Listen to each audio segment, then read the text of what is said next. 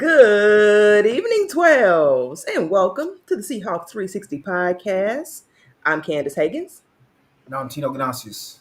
and we are back to discuss the preseason. And there is actual football to talk about, even if it's not exactly all of the pros that we are used to. It was just great to get back to football. So I'll turn it over. Tino, I'm curious, dying to know just kind of what are your thoughts on? I mean, I guess you're obviously excited like me. You're a football nerd. Football is back, but just kind of what are your thoughts on um, seeing the preseason? General takeaways. We'll get it. We'll deep dive here in a minute, but just want to know how Mhm. you doing, how you feeling, and how you think. How do you think this Seahawks team is shaping up based off the Well, reports you've heard in training camp? my very first thought is I love the style of football that I think they're going to play. So 170 yards on the ground in this game, a real kind of dedication to running the ball. I think you're gonna laugh when I say this. It's pretty clear that Clint Kubiak knows a little more about what he's doing than old boy last year. I will admit, Kubiak the scheme looked good. Mm-hmm. And it's the interesting part is the kind of scheme I was so critical of it, but I love, as you know, I love the running game. I love the power game, and that's what we saw. Couple players like off the top, George Holani, who I loved last year, who I wanted on the team last year, looked faster, Yeah. a little bit faster, but he looked like a legitimate backup running back, right? He looks like a guy who you could bring in and he won't make mistakes. He'll make the right block in the passing game. He'll hit the right hole. He might not be the greatest athlete, but he's going to do everything that he's supposed to. Yep. Jacardier Wright, the dude they just signed from Missouri State, looked good. He had a lot more juice than Damian Martinez did. We'll talk Mm-hmm. about Martinez in a minute. Yep. But to me, and we can talk about Milroe too. I think Milroe looked great. Yep. But Torrey Horton, Yeah. Torrey Horton, is he not going to start for MVS? Well, he's gonna Like start. He's game taking one? them over. He He's a won. Yep. steal. He won. He looked like a. They said it on the broadcast. He looked like a round two wide receiver, like off the top. 6'3", fast, that real kind of thin, lean build that can get in and Yeah. out of breaks. He's got slick hips, right? His routes look good. He was the go-to guy from the very beginning of that game. Yep. Clearly, he's done something in camp. The defense is hard to talk about because they had played so many reserves. We can talk about Eamon Worry later too, but I'm excited. I don't know that this team is going to win any more games than I thought they were when we went over the schedule. But this team is going, for me personally, based on the brand of football that I love and the trajectory of this team, it's going to be a fun watch. I think, to me, that's all the more reason to not play guys like Sam Darnold. We'll get into that too. But I loved it. I had a lot of fun watching this game. It is a different brand, and it is a very different team from last year. It's going to be a very, very different team from last year. How about Yes. you? Very much so. Yeah. Very similar takeaways. They ran all over the place, and there has not been. I mean, for sure, since I've been consistently watching. I mean, I'm trying to remember the last time I watched even a preseason Seahawks game and walked away saying we dominated the trenches. Yeah. Like to me, that jumped off the page for me. I don't care who it's been. I don't care what the competition has been or the circumstances. There's not been a game, especially on both sides of the ball, where I can say we dominated the trenches Yep. consistently on both sides. And so to me, that's my biggest takeaway. The offensive line was pushing people off the spot. I mean, guys were just getting moved around, pancakes left and right. Mhm. Gray Zabel just pancaking dudes here, there, everywhere. I mean, He looked good. He looked even good. yeah, even He looked Bradford good. looked, serviceable. He still missed some key blocks, I thought, Jarrell, hey, but Jarrell too. Mike Jarrell Jarrell was too. out there playing. He was Yes, he looking good. was. Yes, he was, and I really like him at that backup left tackle spot. I think Yep. it suits him. He's been thriving in that role ever since. Man, I just loved what I saw, particularly from the offensive line, and then even the defensive line. For early on, going against their starters, and those are your second string guys. I thought they looked great. Now I would have loved a little bit more pressure, especially as the game went along. But you loved what I love everything I saw from the Mike McDonald scheme. Like there's specifically an interception that they forced Yeah. uh, from Aiden O'Connell just purely off of like confusing that guy. Like that guy, I mean, you drop. I mean, yeah, you still bring four, but you bring four from two like completely opposite side. Man, Right. they blitzed Emin Worry some. Yeah, He we. looked I was gonna very say we saw aggressive. even Worry like the Yeah, expectation is he's gonna be that third safety. He's gonna be big nickel. They're gonna have him cover the running back or the tight end, and then you yes, see him coming off the edge over and over again. I'm like, all right, like this is. I know they're trying to put stuff on tape for the season to yep, force the other team to have to prepare, but I love it, and his athleticism is nuts. yes, His he well, and what's interesting was you talked about a lack of pressure, and I agree, but I think it's hard to have a ton of depth at the edge position because there's such unique explosive athletes at that position. So when you don't have Lawrence isn't playing, Mafe, Hall, right? We don't have like the studs out there. You're not going to have that type of pressure, at least from the outside, right? And you're not going to have an explosive three technique playing in game one in preseason. But even Worry was like, he was almost, you could just see it on like watching him. Like, this guy's going to make some huge plays out there. And yes. and his athleticism is so scary. It's going to free up, like we talked about last time, it's going to free everybody else up to do other things, right? Um, you have to shout out your boy Nehemiah Pritchett with the pick. I know you like want him to be playing in the UFL or whatever, but he actually played okay.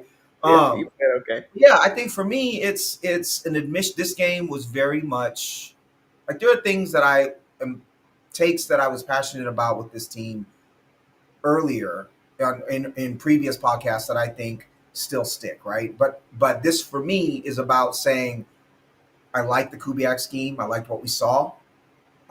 I appreciate the Kubiak scheme. I can say, maybe I was wrong. Certainly, I very well could have been wrong about him.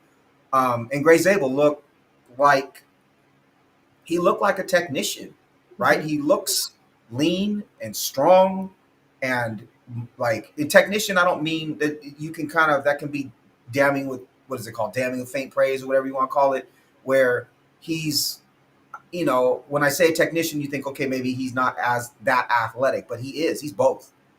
There's a reason why they picked him where they did. I think you pencil him in at left guard and you're good. Um, I don't know. It's exciting. I thought Laumea looked pretty good. I think Haynes looks lost to Yeah, me. yeah, I'm worried that that's a bust of a pick. I But think hey, so. if you get Laumea and Jarrell out of that draft still, you still did some good things. But it's exciting. It's really the future of this team is very exciting. I think that you saw that game one. We may not see these players play outside of of the young guys outside of like Zabel and Horton and Eamon Worry a ton, specifically Milrow and the running backs. But can we talk about Milrow for a minute? Well, yeah, actually, I wanted to let me add something to your point I'm excited. specifically Sorry. about Gray Zabel. No, you're good. Just want to add something about Gray Zabel real quick. One thing that was noticed, I watched a few film breakdowns specifically about him, Mm-hmm. and one thing a few people have noticed is his ability to like his technique and how he approaches his plan is based on situation. So he might block differently for a short yardage situation versus first and 10 or something like that. And how his approach and just a thought that goes into the angles that he takes and the hand placement that he uses. Right. I think is that alone is far more advanced and frankly a bigger compliment than what I've heard from any of our offensive linemen in years. To me, that speaks volumes. Just to have a guy who can do that, who has the awareness to not just know what I'm supposed to do in a general situation, but can then apply that knowledge to a Right. contextual situation. Man, Right. I just think that puts your offensive line, I'm not gonna say light years ahead of where you were before. It is just one player, It, but it kind yeah, of does, and you wonder too if if other linemen see that approach and try to learn that approach as well, right? If he has yeah, success immediately and they see him doing that, it's natural to just be like, hey man, like what are you doing here? hmm, Like, can you teach me that? Or the staff sees how effective it is, and maybe the staff takes that on, right? You would hope that they would already, and it wouldn't be the rookie or the rookie coming and teaching you, but whatever it takes, yeah, to get there, I think is cool. I love that take, and I think it's That's what he was billed as in a lot of ways, right? As smart technician, but still very nasty and very athletic. That's about as high as you ever want to take a guard, right? Is Yeah. kind of middle after pick 10 sort of thing, unless it's Nelson with the Colts, that kind of Mhm. talent. But yeah, Right. he was very encouraging. Yeah, So we can do Milrow now. I'm excited. You already know I. So here's the thing, though. I obviously you love the athleticism. The athleticism is absolutely elite. Mhm. Coming out of Alabama, it was like he can throw a crazy, crazy, crazy deep ball, but he just has no touch and is kind of lost at times, right? Not that he's not smart, but he has a ways to go with his processing. Mhm. His short pass accuracy in this game was really impressive, especially on the move. There was Yeah. that bootleg where the play action where he hit, it was a what like an 8-10 yard pass on the run, but he would have thrown that in through the uprights at Alabama, and you see that's the development that you have to see out of an athletic quarterback is can he make the important short throws, right? Can he keep the chains moving instead of missing these guys and being in second and long or third and long, where you really stand no chance as a quarterback without accuracy, he was able to get them into more third and short, right? And second and short. And I just and that's what this offense is this offense is predicated around running the ball, play action, but then surprising deep.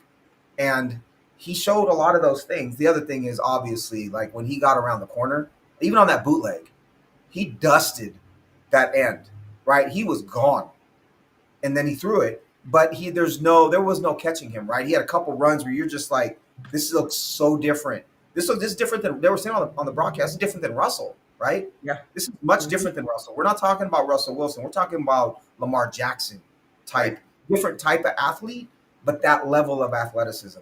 I think my takeaway, and I watched him a ton at Alabama, right? Those games are on CBS. We all saw Milrow play. But I think for me walking away from this is he's clearly put in a ton of work to become more accurate, right? He understands that's what's necessary. It means the coaching staff is working with him very hard to get that better, right? The mechanics.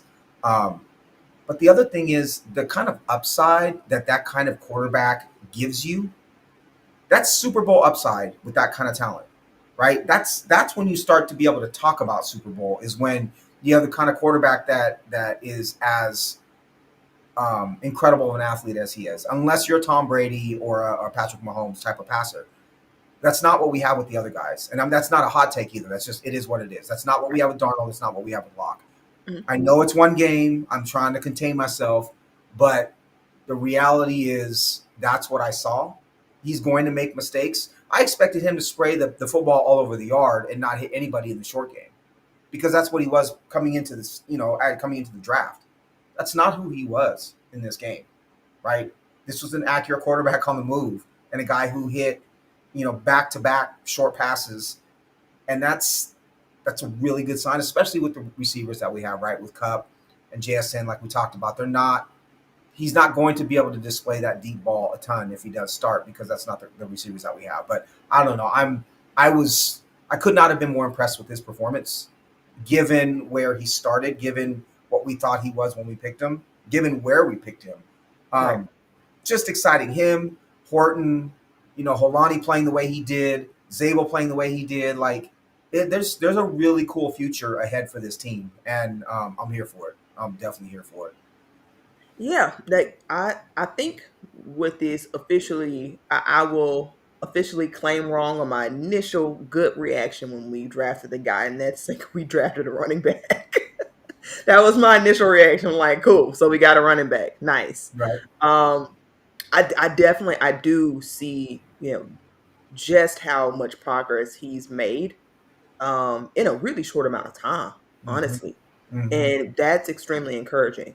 So, whereas I may have been an advocate for a minimum of 2 years of development, I can see reevaluating in a year and where he might be ready to take the reins a year from now. I think they're smart. I mean, they've got to give him at least a year, in my opinion, even if he grows leaps and bounds, just to be fair. I mean, that's how you see. In a That year perfect world. development is valuable anyway. Yeah, yeah. Like a Mhm. Patrick Mahomes, like anybody, at least having that year, I think it far increases your chance as a quarterback in this league to just take a year to learn, even if Yeah. he was like a polished product, so to speak. So, I but way more. I think Go ahead. about I think about, and I, I don't know. Comping is difficult. Like comping people to people is difficult. Yeah. But I always think about the Steve McNair progression in Hmm. Houston with the Oilers and how McNair was I think the number 3 quarterback or number 3 pick overall when he came out, but he out of Alcorn State, but he was so athletic, right? And it popped. And just a cannon for an arm.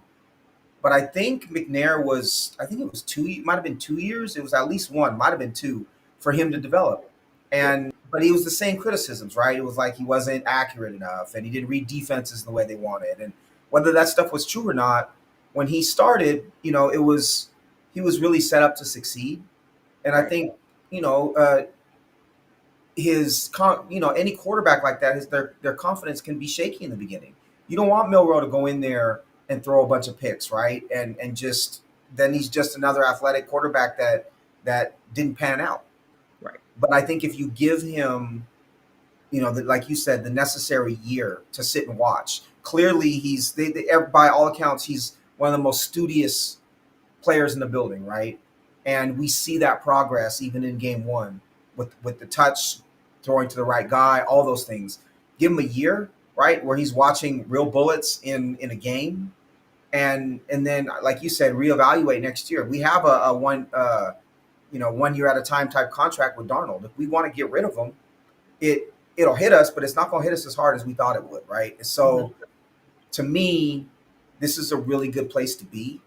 Um, with him, and I don't know. I've always loved, even before they were like in vogue, like the athletic quarterback like this, because you have so many options, right? They modeled it in the game where Aiden O'Connell, who's like literally wearing cinder blocks around his ankles, that's the kind of quarterback he is. I think when I see him, I think of a cartoon, right? With like cinder blocks around your ankles, sort of thing. But he's an accurate quarterback, and he's a good backup. But they showed that read option with O'Connell, and the Hawks didn't even pay attention to O'Connell because they knew they could run him down from behind if they had to, right? They just went straight after the running back. With Milrow, they were like, we're so worried about Milrow that the running back was just picked up 10 yards because you have to account for him. That makes the entire defensive scheme different, especially if you're willing to run read option or dedicated quarterback runs. It's a whole another element to prepare for. Now, we know that he's able to do that. It's more a matter of, is he going to be accurate? Is he going to be able to convert third downs with his arm, not just with his legs? And is he going to be a threat enough downfield or have the threats to throw to downfield to stretch the defense to move the safety out of the box, right? It's those things that are going to be most important for him. But I don't know. I was overjoyed is a little strong, but I was definitely like, all right, this is a dude. This could be a dude, you know? Yeah. No, no, for sure. It's really exciting. It makes me want to take my time with them. Like I have almost had the opposite reaction because I see such a bright future with them. I don't want to mishandle it. Like I don't want to Yes. mess up. I don't want to pull an Anthony Richardson and put a Yeah. guy who could have been great or at least good, in a situation that is too much for him to handle, and it's Right. obvious that it's too much for him to handle. I think they had the training wheels on real tight on him when he was out there for sure. A lot of handoffs, that Yep. sort of thing. But you saw what you needed to see in terms of progress and just that baby step of building a little confidence. Okay, I'm a step ahead. Like you can see that. Right. I'm really excited, and I hope. I mean, I hope they at least play him for the first half because the only thing I didn't like about the situation for him was he came in with like no talent. Like Yeah. could they have kept Torrey Horton in? I think they may have kept him in Right. a few plays, but there were just some of those plays that I'm like, all right, Right. like you could have There gave him a was little something to work with. right. There was on the other page of the roster sheet, right? Yeah. It was not. There are players that we're searching. Okay, where's this dude from? Who is this dude? Does he have a chance to play? The other thing I can see, which from this game, and it's again just one game, but the idea of if he can convert those short passes, Hmm. right, and if he can convert third downs with his legs the way he was, or get him into second and short. This is a team that can, and then throw the again. What he was known for was the deep ball. So throw the occasional, deep ball. This is a team that wants to play ball control, right? This is an offense that wants to be able to grind down the other team. This is an offense or a team that wants the offense to have time of possession, so the defense, when it's out there, is incredibly explosive and nasty. And so, but if Milroe can continue to be accurate in the short game, you're building an offense towards that, right? You're getting to a place where you can control the ball. And that is something I didn't expect, like I said. But B, that's a Super Bowl formula. That's a formula that can win, in my mind, with the type of the caliber of defense they're going to have. But it's not what I expected from Milroe at all. Again. So I just, man, I don't know. Next year maybe the year after that, if he's starting and he plays well, and they can limit the turnovers and convert on some third downs, and this defense is at its peak, this is sky's the limit for this team. Truly. Yep. Yep. Okay, so a couple other takeaways for me. Of course, we talked a little bit about how the rookie shined, but I do want to talk a little bit more about Torrey Horton and what I liked from him in his performance. Is it just me, or did he look like a more agile, a little bigger Tyler Lockett out there sometimes? Maybe it's the frame. I don't know. Not in terms of his style of play, but just when Tyler first came in, he was so fast before the leg injury. Like when he first came in, he had that speed and that burst, and he was smaller, but I don't know. It's just something about the way he looks on that field to me. I'm like, man, he kind of looks a little bit like he just flashes, but in a way that just a little bit reminded me of Tyler Lockett. So that was cool. May just be in my head. It may just be on my own take, but Well, there was separation with him that is we're not always used to seeing, right? yes, And I think one of the things with Lockett was his ability to separate. And with Lockett, a lot of it was his quickness, right? Because he was so small. Horton's a little different, but you right, don't see guys that tall that can sink their hips in that way right, often. And right. that's not usually they're more linear, right? Usually they're more MVS is that way, right? MVS is a linear vertical player, Yep. and Horton is more than that, and that's what I think was surprising seeing him out on the field. And that is again what I think a lot of what Lockett was able to do was he had that straight line speed, but he also had the quickness that you would expect from him, but not from Horton necessarily. Right. Especially early years. Like I know people think about former, like most recent Tyler Lockett, and I'm not I'm not comparing him to that. Right, For sure. But really loved what I saw from him. I think he's still raw, got a lot to learn in terms of I think he could do better in some of the route running and things like that. I think he rounded out a couple of his routes. But he's rookie, is his first preseason game. I right, think he met the moment. yep, And that's really in this situation, in these type of situations, the main thing you want to see is can you meet the moment? Can you stand out? Can you look special? right, Amongst some guys that might be working at Walmart, in 2 months. right, Can you stand out and look like an NFL player? And to your point, like earlier, he definitely does. In fact, I don't think there's any question. He's taken that third wide receiver role. Like by all accounts in training camp, all the reporters, he's getting the first team reps. right, MVS is getting the second team reps. right, I which is good. feel yes, I was gonna say I feel much better about this offense if MBS is your fourth wide receiver. Like I'm cool with that. Like him 100%. being wide receiver four, cool with me. Cool, works. Right, Yeah, works for me too. cool with me. And And so I think I too, it's yeah, interesting if you have Horton, you can envision Horton on one side and JSN on the other side, right? Now you don't necessarily have to spend a first or second rounder on a wide receiver next year. You might yes. want to, but you don't have to, right? If Horton develops, I think his ceiling is yet to be determined, but I think if he's healthy and he continues to progress, this is it's obviously, like I said, it's a steal, but you can see him having 1,000 yards, right? You can see him being a very, very, very productive receiver very quickly in the league.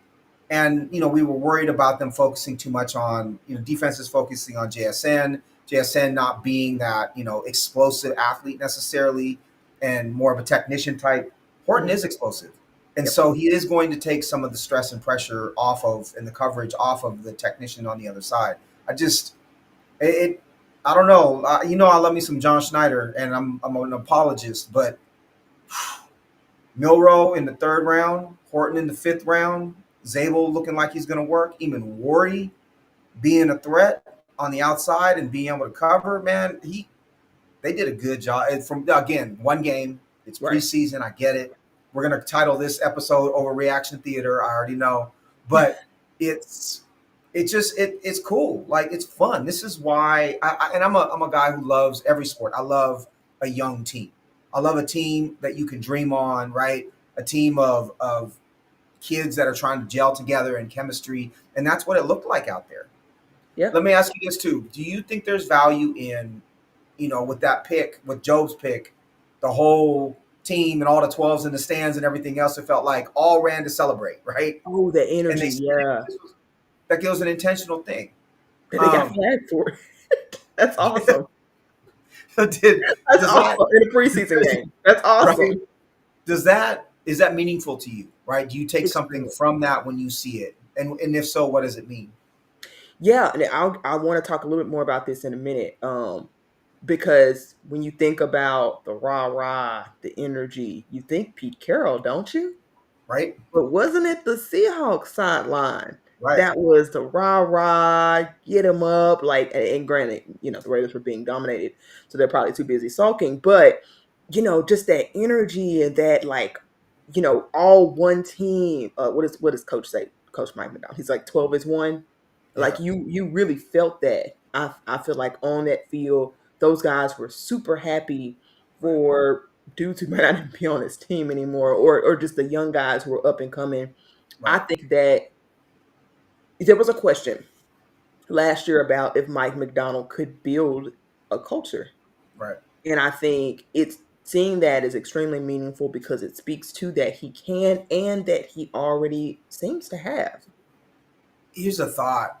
I didn't think about it till just now that like the sign of in my opinion at least, the sign of a great leader is someone that can identify anybody can identify their strengths, but it's someone who can identify their weaknesses or opportunities Mhm. and fill in the people around them with to fill those voids.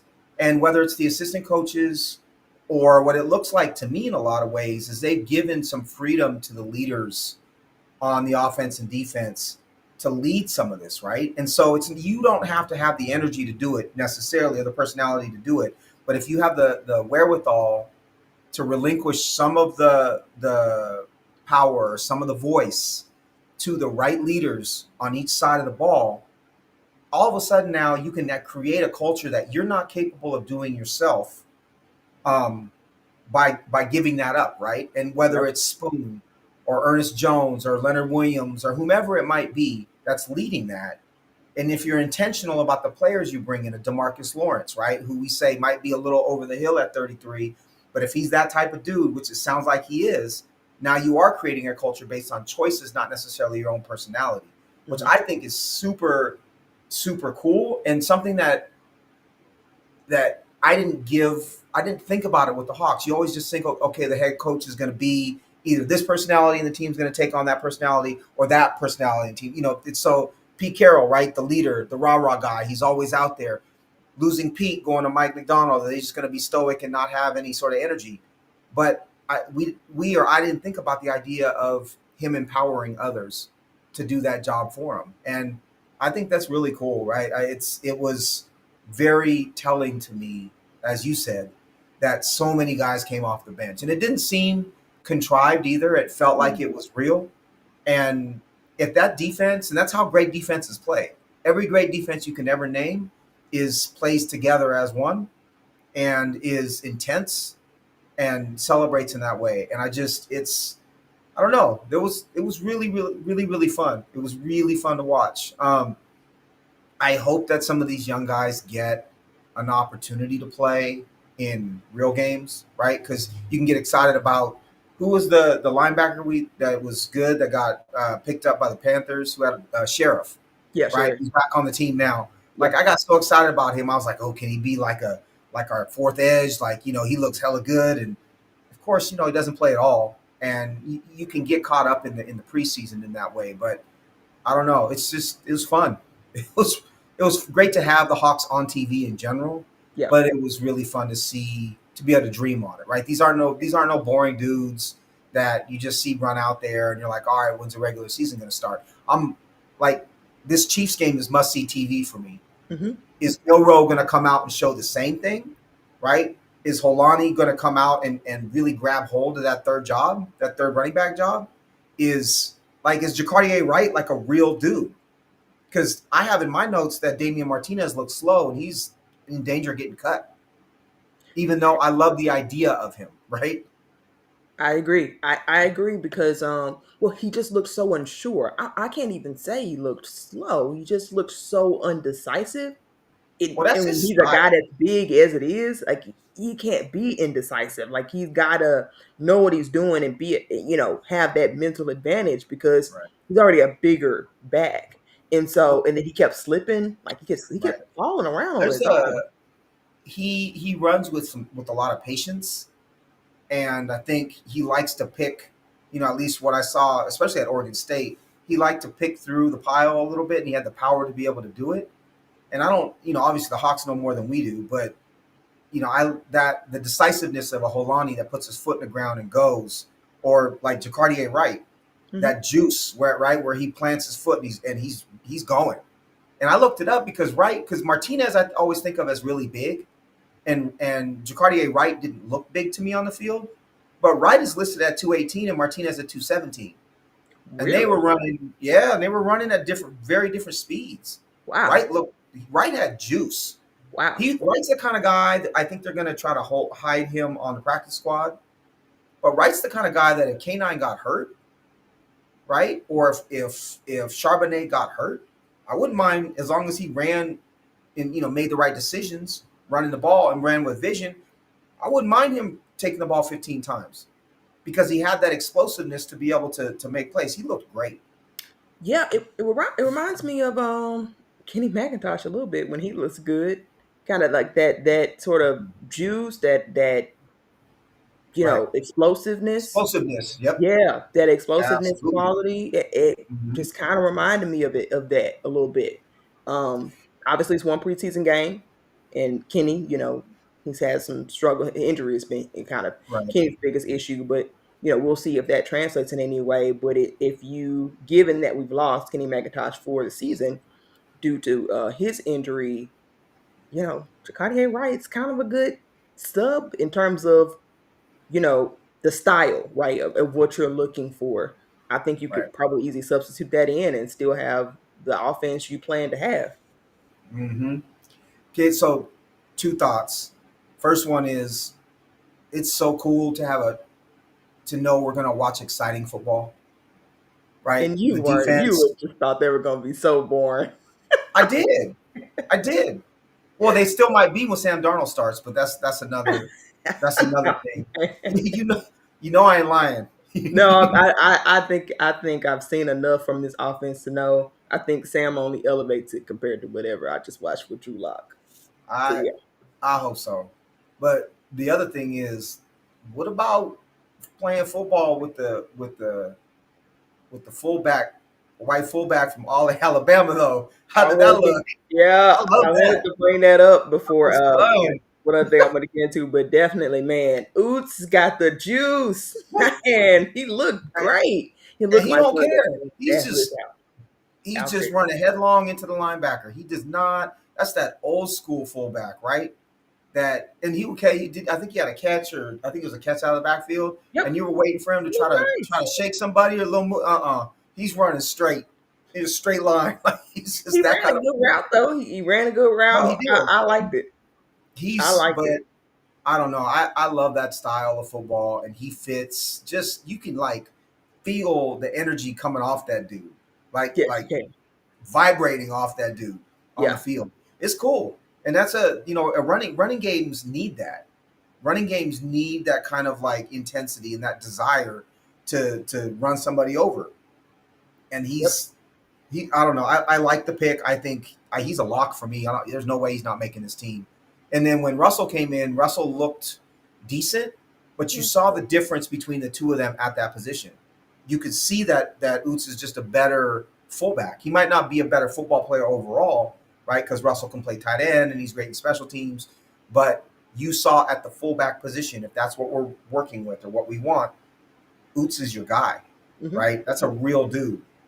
And that was what, a fifth round pick, I think? Yep, fifth round pick. I think they got him in the fifth Uh, as well. yep, So yep. yeah, I don't know. That was fun. Yeah, you can see why we talked about there being this big battle between Brady Russell and uh, Robbie Utes, and it wasn't long before it really wasn't a competition anymore. Everybody just kept talking about Brady Russell being a tight end, and Yep, you could see why. Like it didn't take yep, it's one game, and it's pretty yep. clear that it's not a competition at all, and it never really was. But that's what you want to see. If you're going to take a fullback in the fifth round, I Right, need it to look like that.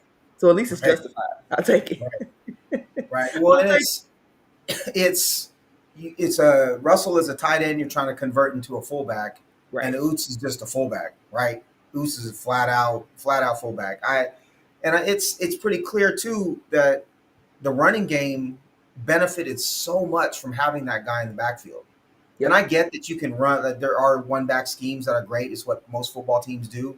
Edgerrin James was incredible. They never had a fullback in Indianapolis, but this scheme can use it, right? You saw him steal the edge a couple times, and you saw that obviously the lead blocks, and it's I don't know if these tight ends can block and this line gels a little bit. This could be a really dynamic running game, Yeah. which I don't know. That's music to my ears. I'm about it. I'm Yeah. about it. And on an offensive line that has struggled, particularly when it comes to the run game, getting a quality fullback is probably Yep. one of the best things you can do. And I think you're just seeing how night and day, like you said earlier, this offense is from the other offense in multiple ways. Yes, the run game, but also just the play calls made sense. They seemed it was we've been talking for years, even with the Shane Waldron era.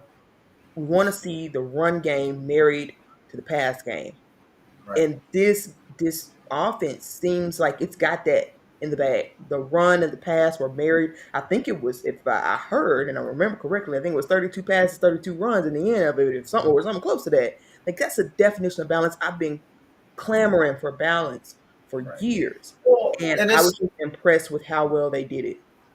it's the I've talked about this before. Tom Moore, the old coordinator in Indianapolis with Manning and Edgerrin James and Reggie Wayne and Marvin Harrison, they would run two tight ends, two wide receivers, one back, over and over again. And they ran the same plays, but they had so many variations off of the same formation and off of the same play, right? And that's a lot of what this Kubiak scheme is predicated on is Mhm. outside zone, outside zone, outside zone. But then you run, that bootleg off of the outside zone look, and now you freed up your tight end right on the opposite side. Now you freed up a wide receiver, maybe running across the field, right?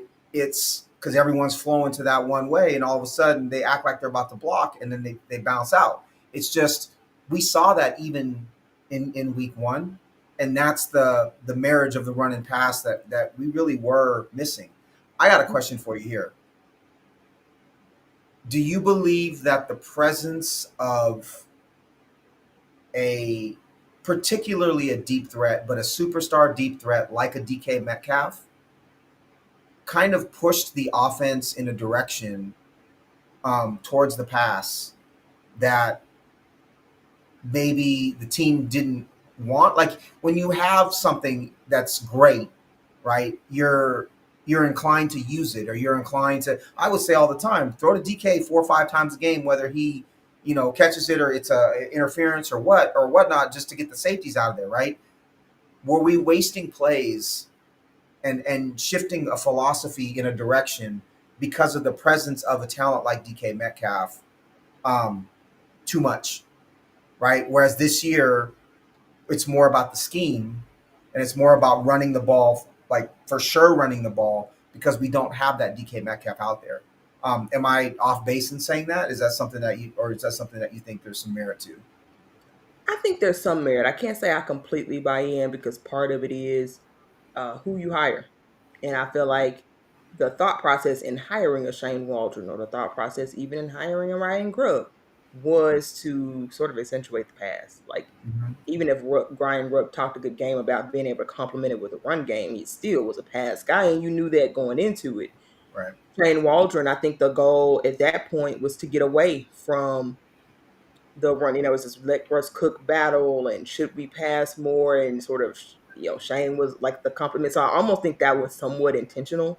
Right. So while I say to some extent, I think it's a very good point that you make and an astute one, I also would say they made that choice, but they probably didn't understand that I do think there's an opportunity cost, if you will, to your point about, like, are there some plays where you're throwing a DK where you could be running instead? And is that tempting from those already pass oriented guys Yeah. to play into the strength of a DK Metcalf? Yes.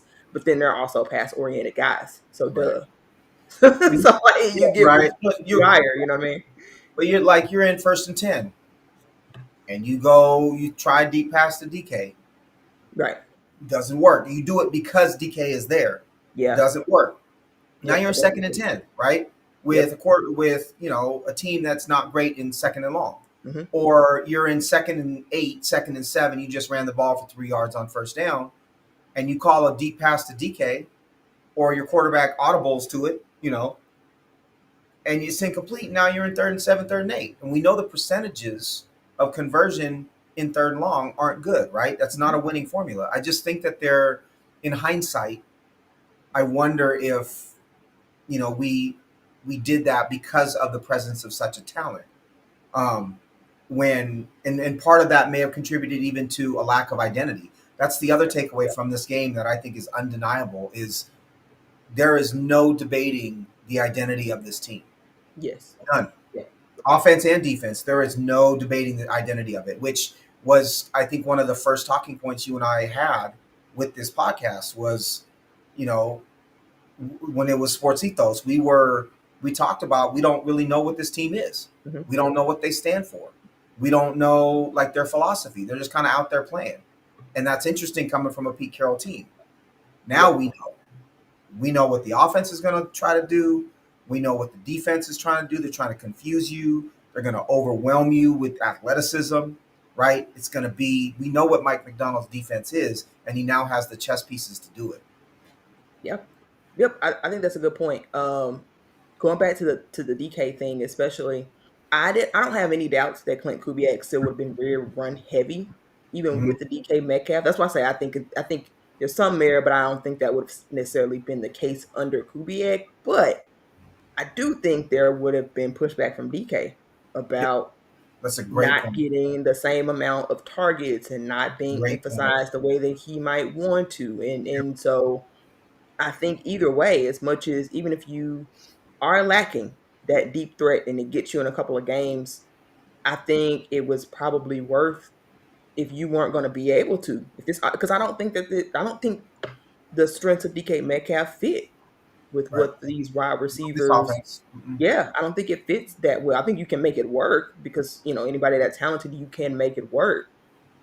But I think that just leads to more drama, less buy-in, Right. and can hurt the trajectory of the team. So I do think they made the right decision by cutting bait when they did, because I don't think I mean, it's preseason, so we might get killed. Everybody's just in the box, stacking the box, Right. and we Right. can't When do you got anything. one And deep we're like, safety, we can you do know, nothing. yeah, and we're like, yeah, we needed DK Metcalf, but right now, the way this system is set up, you can see how they can get by without Yep. somebody like that, without that X receiver type. They may not need it. Genuinely, we'll see, but they may not need it. Right. It's, at minimum, I think you have a more balanced. Well, so here's something else that I was thinking about watching this game.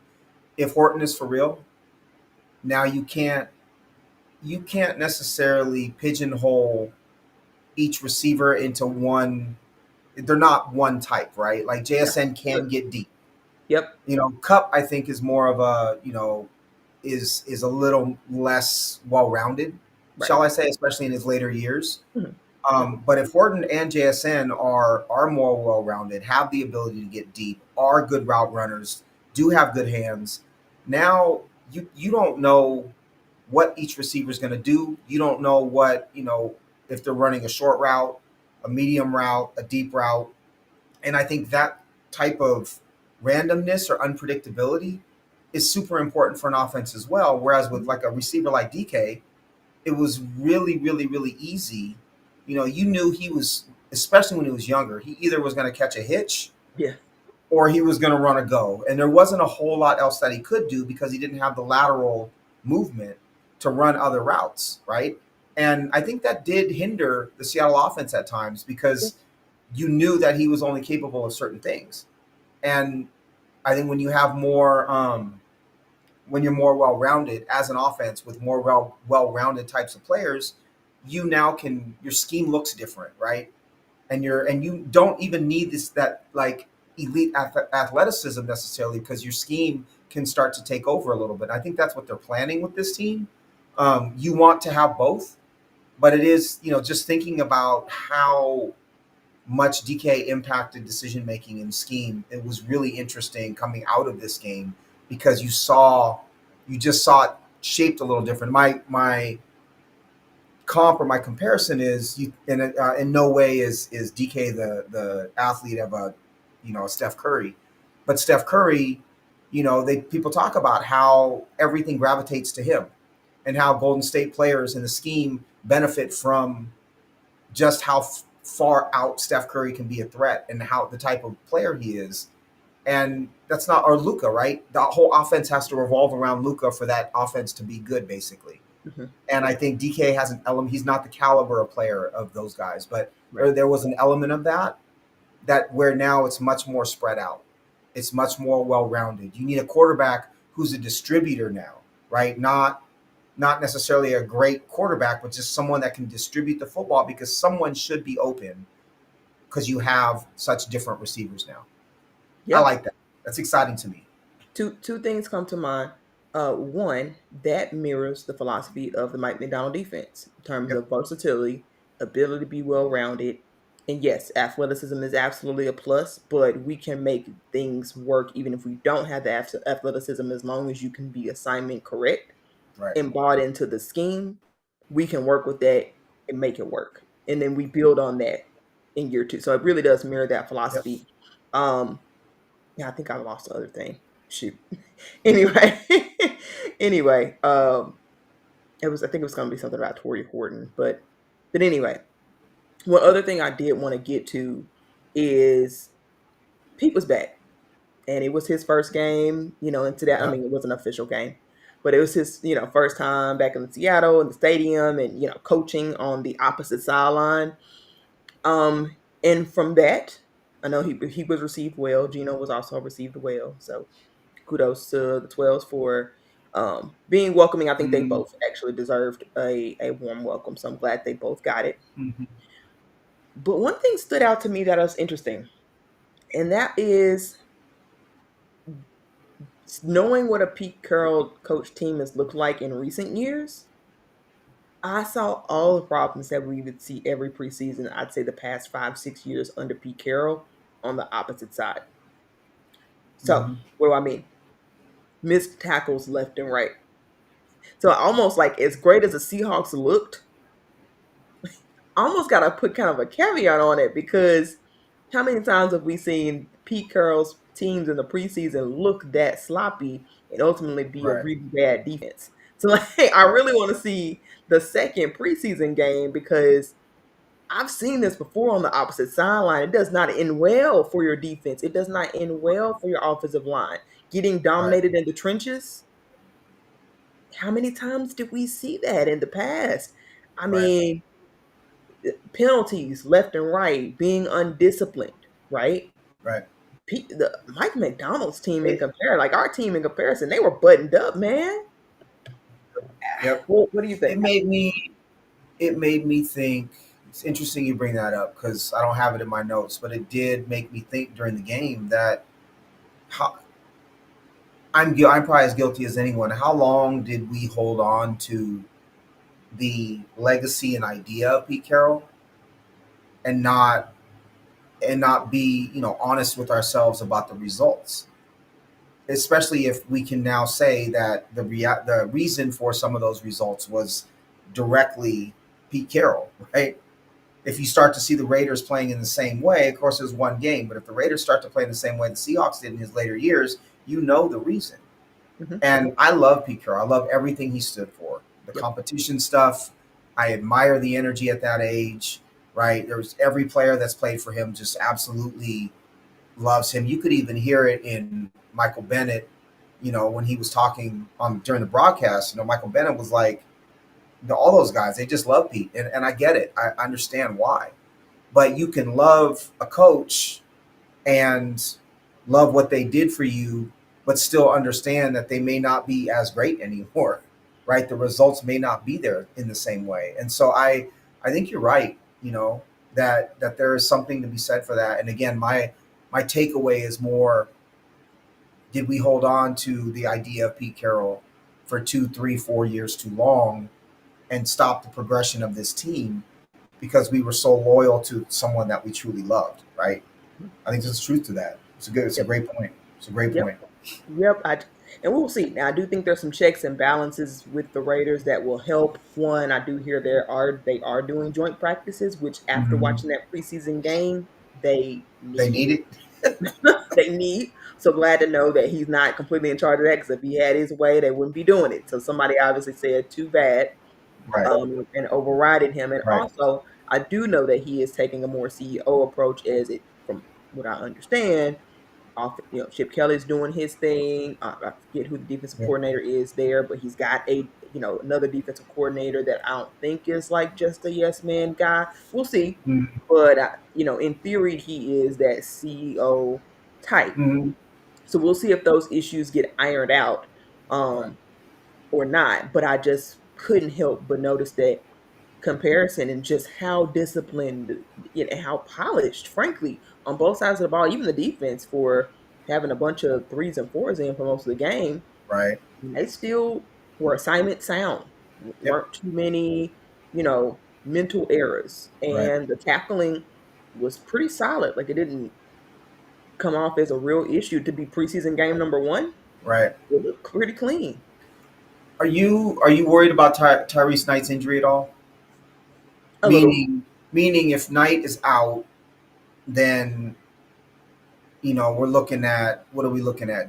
Uh, Drake or someone like that playing in the middle, Yeah, probably Drake more. or scheming so that it's just Ernest Jones in the middle and that's it, or Yeah. even Worry takes snaps there, something like that. Like it's gonna end up being something different. But I saw that injury and I think that's a sneaky one Hmm. because I don't know that the depth is there. Maybe you play. I hate to say it, but maybe you play O'Connell, who's known for, that's his name, right? O'Connell, white dude that Yeah. was in there in the second half.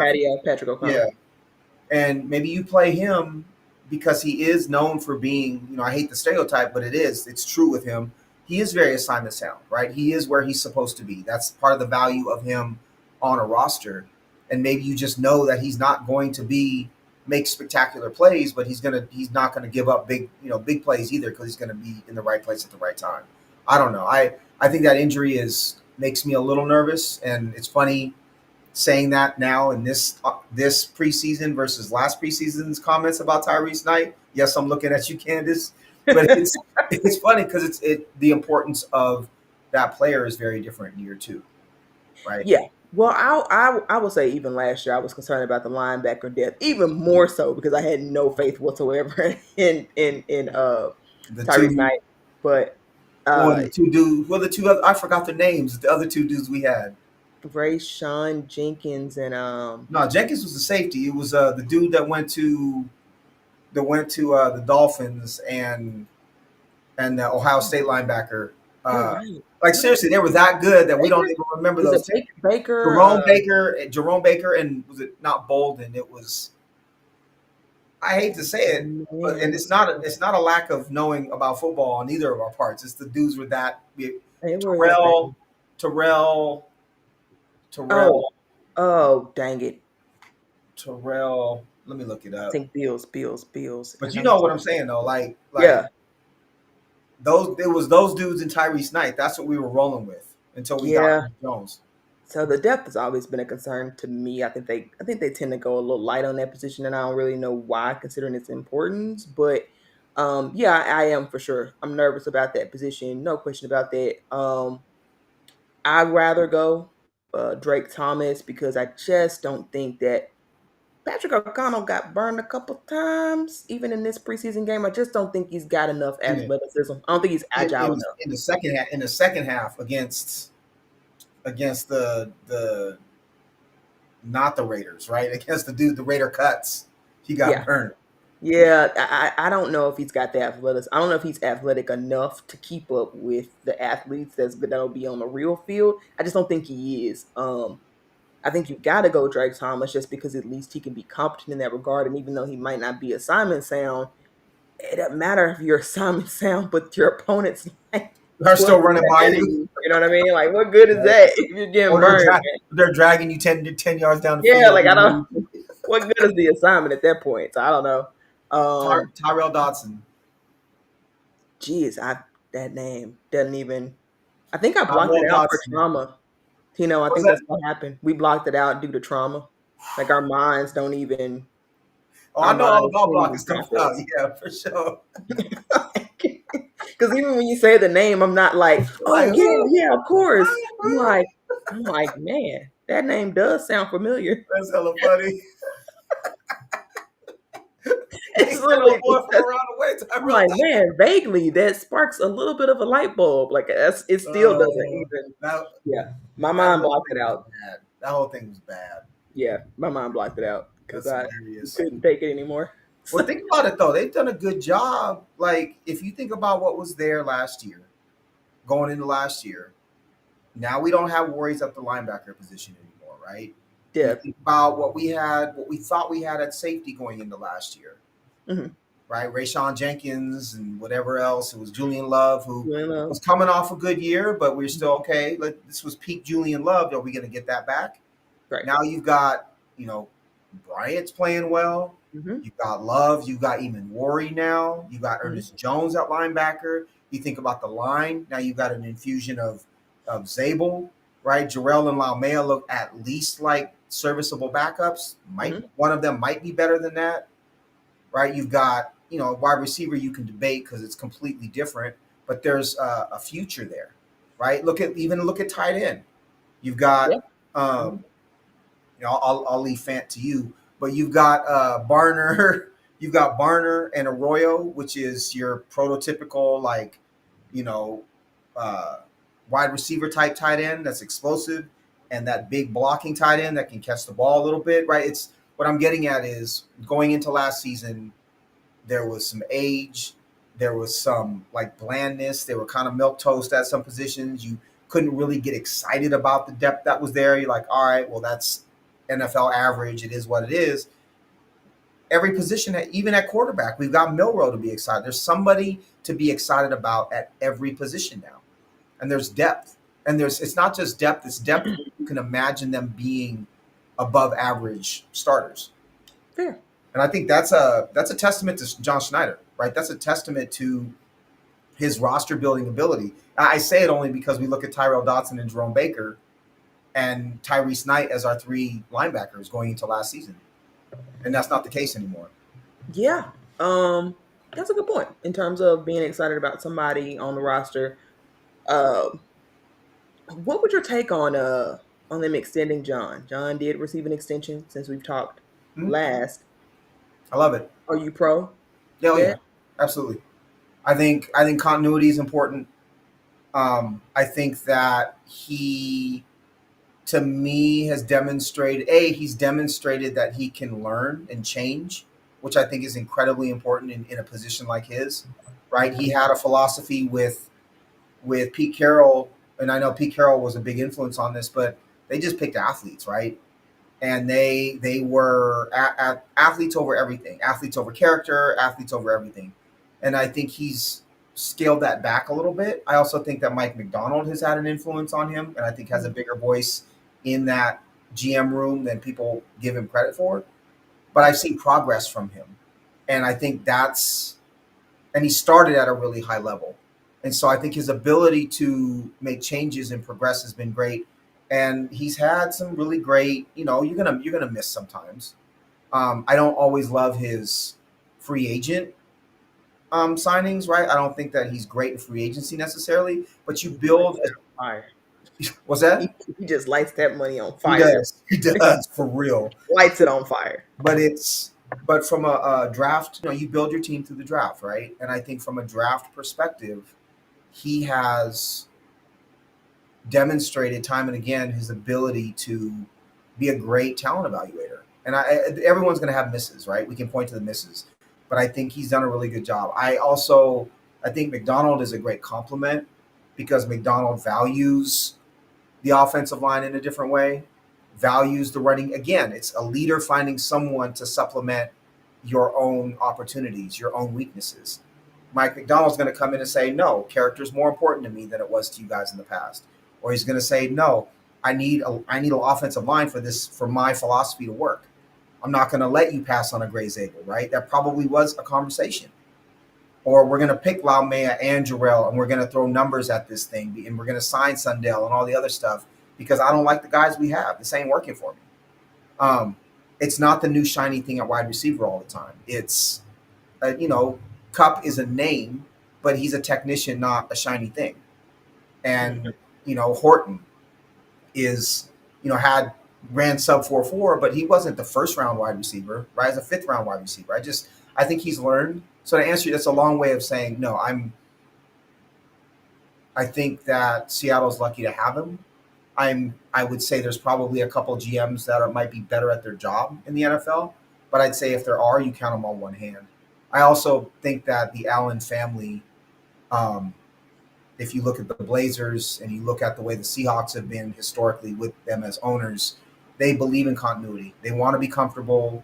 They want people that they trust, right? The Blazers will keep the same people for years and years and years in positions because they like that. That's who they are. That's why the Pete Carroll firing was so earth-shattering, right? News-wise, was because no one expected it because of how they go about their business. So, no, I love John Schneider, and I think like everybody, he has his faults, and you can criticize him for a lot, but I think he's done a heck of a job, and he's gotten us a ring, right? That's where he's gotten us a ring, but he hasn't just stayed with that same philosophy since then. He's been able to change and morph, and I admire that in people when you're able to continue to progress and learn. That's fair. I think I agree with a lot of your points. Genuinely, I do. Mm-hmm. I wanted another year to see how this offensive line does. I just Sure, fair point. another Fair year, point. another year. Make sure this man Yeah, can build an offensive line or at least show promise. We need more right, than a preseason game, in my right, opinion. right. Know that this offensive line is real because again, I say that was the Raiders under Pete Carroll, and I just want some more steep competition to make sure that that is legit. Sure. It's almost too good to be true, but but yeah, that I agree with all of your points. I really do. I think I would have liked to see his one blind spot for them to say, let's make sure that's fixed first. You know what I mean? Like, let's not just give you, that comfortability. Like, let's put a little fire under you in this Sure. regard. Because he did clearly, in my opinion, I think it's clear that he missed on Haynes and should have got Dominic Pooney. Yeah. Like, Yes. that's a very recent miss. Like, you just missed on that. Yeah. Or the miss was, I might argue, the miss as much as the pick. The miss was the staff hiring, the coaching staff, right? True. Because you could say that we know the Niners can build a line. We know Shanahan and whoever's coaching his offensive line are going to do a good job. And so, is the difference in talent between Pooney and Haynes the only reason? It's one of the reasons, probably, sure. But I would argue bringing in Scott Huff, the offensive line coach from University of Washington, that wasn't the answer. I could have told you that when they hired him. I did. I think that it can also very much be coaching, right? But that is as much of the responsibility of John Schneider as the actual draft pick is, right? He's in control of both of those things. So the responsibility and the accountability rests with John Schneider for the development of Christian Haynes or the lack of development of Christian Haynes, whether it's the coaching staff or the true talent. Right? I would completely agree with you if Haynes was blooming now, and then you could say the coaching really set him back a year. I think pretty highly of John Benton, honestly, and I've loved what I've seen from him from all the other players in their Right. development. But Mike Jarrell, you know, Jalen Sundale even I think is taking a step forward. I don't know about him at center, but anyway, um, I see development from guys, Right. not Haynes. And so to me, that points a little bit more as maybe just him being a bad Well, influence. Even and Anthony Bradford looks better, and we've never seen Anthony Bradford look better.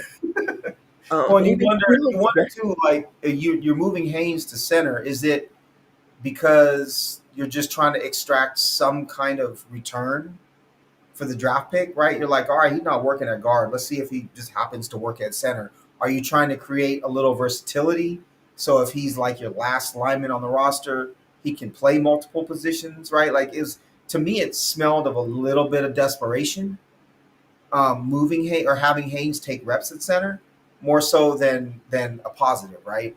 Um, I also, if your competition is Laumea and Bradford for a starting job, and you got third round pedigree, and you were supposed to be great, and you can't beat out either of those two, that does not bode well. Now, someone, if we cut him, someone's going to take a chance on him, right? Someone's going to remember his workout. Someone's going to remember his tape. They're going to remember the draft grade they had on him, and he'll catch on with somebody else. But the light, to me, it looks like the light hasn't come on.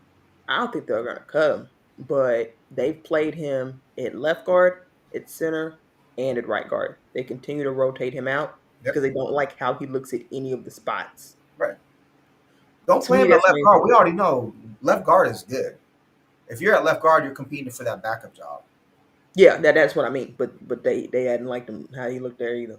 So it is keep rotating him in different spots because they really want him to Too work, bad. and it doesn't seem like any. That's what I mean, man. I don't think it's just the coaching. I think that just probably just a miss.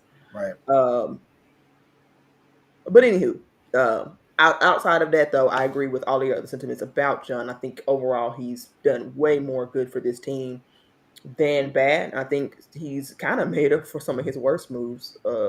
Jamal Adams trade, making it up for it with the Russ trade. So Right. it's kind of panned itself out overall. So yeah, we're going over a little hour. Probably wrap up here. Any other points you want to bring up before we get out of here? No, really, just excited about this year. My win projection has not changed based on this game. All of the Neither has excitement, mine. all all of the excitement is 26 and beyond. But like, how do I say it? Like, I love watching minor league baseball and paying attention to minor league baseball. I love watching college football because not only are you appreciating those games, but you're dreaming on what that player can be at the highest level, right? And I think this first preseason game was just that. It's always been fun for me. Even when I was a kid, I wanted to see the first round pick, right? I wanted to see Daryl Turner play wide receiver.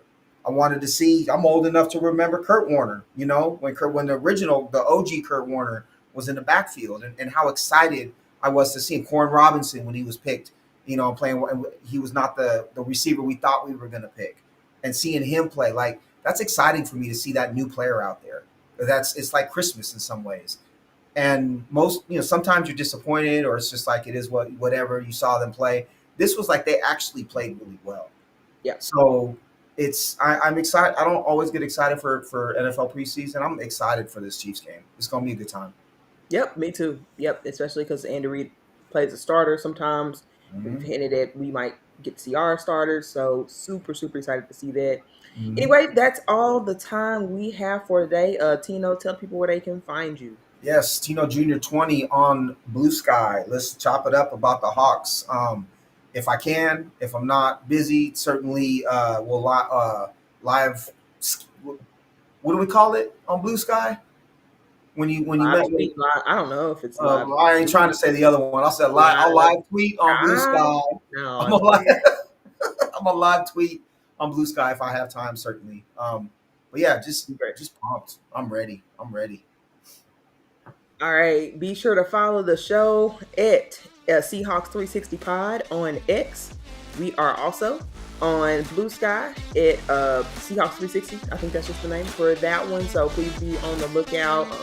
Live tweet games sometimes. Try to be more interactive this year, kind of ask you guys questions, things like that to keep the conversation going. This is an exciting year. In the meantime, that's it. That's all the time we have for today. We're out. And as always, Go go Hawks.